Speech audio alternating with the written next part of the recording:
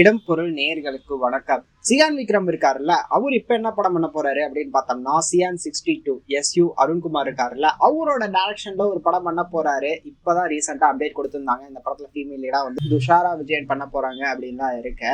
இந்த படத்தோட ஷூட் கூடிய சீக்கிரமே ஸ்டார்ட் பண்ண போறாங்க. இதுக்கு அடுத்துதான் சியான் விக்ரம் மஞ்சுமெல் பாய்ஸ் டைரக்டர் இருக்காருல்ல, அவரோட ஒரு படம் பண்ண போறாரு அப்படிங்கிற மாதிரி சொல்லியிருக்காங்கப்பா.